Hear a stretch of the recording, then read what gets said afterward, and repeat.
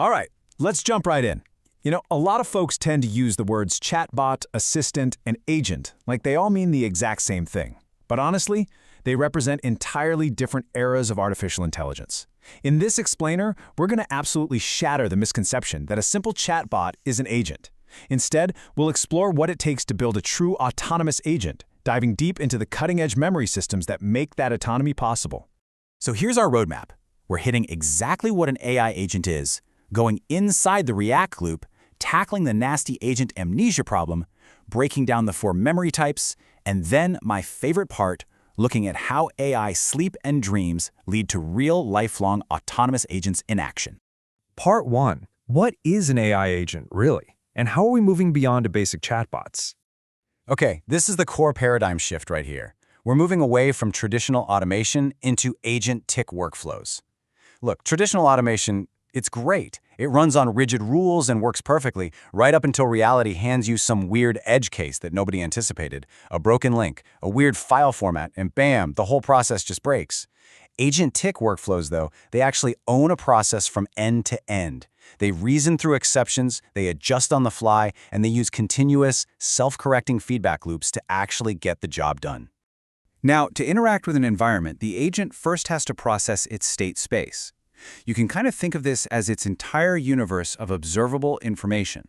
For a real autonomous agent, this isn't just reading a single text prompt from you. No, the state space includes the whole shebang.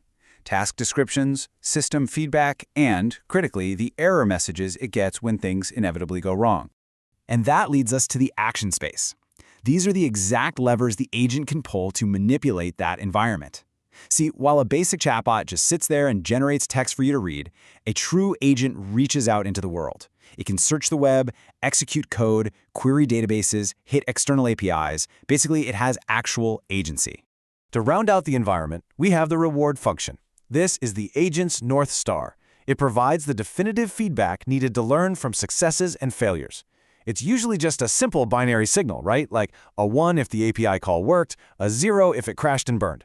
This feedback is absolutely crucial because it lets the agent evaluate its own performance without us having to hold its hand. Moving to Part 2. Inside the React loop, the actual engine of autonomy. So we've defined the environment. Now let's look at the cognitive engine driving the agent through it, the React loop, which stands for reasoning and acting. It's a continuous life cycle. The agent observes the state, thinks about the context, plans out a sequence of steps, acts using its tools, and then reflects on the reward it got. It takes this big, ambiguous goal, breaks it into bite-sized tasks, executes them, and checks the reward to see if the plan actually worked. This is the exact loop that transforms static text generation into a dynamic workflow. Which brings us to Part 3, the agent amnesia problem, or the bottleneck of statelessness. Here's the thing. Even the absolute most perfect React loop is completely broken if it doesn't have the right fuel. If a large language model is stateless, it treats every single interaction like it's brand new. Without memory, an agent is basically trapped in this endless Groundhog's Day loop. Errors compound, and the context gets totally poisoned. You get context distraction, where critical info gets buried under a mountain of irrelevant noise. Or context clash, where the agent sees, say, an old address and a new address simultaneously and just has to guess which one is right. And work duplication, agents will literally repeat the exact same analysis they did yesterday, burning through your tokens. Let's fix that in Part 4, the 4 memory types, effectively building the brain of the agent. To cure this amnesia, we need a layered memory architecture that mimics human cognition. We can't just dump everything into a flat database and call it a day. First, we have to understand the vital difference between slow parametric memory and fast contextual memory. Parametric memory is baked right into the model's weights. Think of it like literally rewiring a brain. Updating it requires expensive retraining or fine-tuning. Contextual memory, though, is external. It's like the agent taking notes in a journal. It lets the agent instantly store and query long-term histories without changing the underlying model at all. So, a production-ready agent takes that external information and categorizes it into 4 types. Working memory is the immediate active workspace, the current conversation. Episodic memory lets it remember that, hey, it actually spoke to you last week. Semantic memory is the persistent factual knowledge base it relies on. And procedural memory? That's where it stores the specific skills and validated code snippets it has learned. By doing this, The agent knows what happened, what is true, and exactly how to act. Systems like MemoryOS orchestrate all this data using what's called heat-based scoring. It actually works a lot like our own brains. If a piece of information is accessed all the time, it heats up, moving from a temporary short-term page right up into a permanent, evolving long-term profile. This ensures the agent is constantly refining its understanding of both the user and the tasks over time. Part 5. Sleep, Dreams, and Consolidation. Taking episodes and turning them into abstract rules. This is probably the most fascinating, biologically inspired concept in this entire explainer. Through the active dreaming pipeline, an agent literally enters an offline sleep phase. The goal?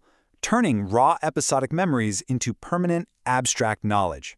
Because look, when an agent fails at a task in the real world, that's just a raw experience. But during this offline sleep phase, it processes those failures so it never makes the same mistake twice. It does this through a counterfactual process.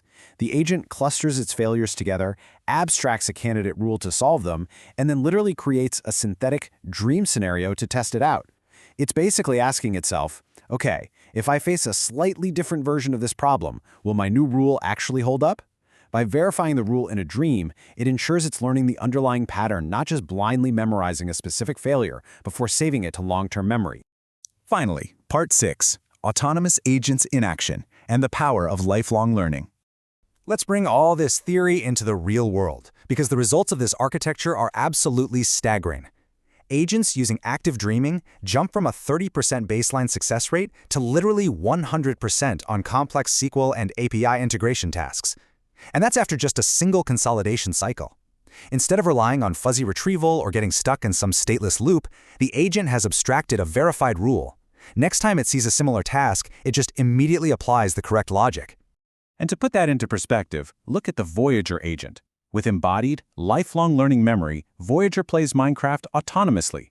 It continuously explores the environment, writes its own code for new skills, stores those skills in its procedural memory library, and pulls them out whenever needed. It obtains over 3 times more items and unlocks tech trees 15 times faster than previous methods, entirely without human intervention. It grows in a way static models just cannot. So I want to wrap up this explainer by leaving you with a provocative thought. As we master the React loop and we perfect this memory consolidation, what does the digital world look like when AI systems never stop learning from their environments? We're moving way past the era of digital tools that just reset every time you close the window. The agents of tomorrow are going to remember, adapt, and grow alongside us forever.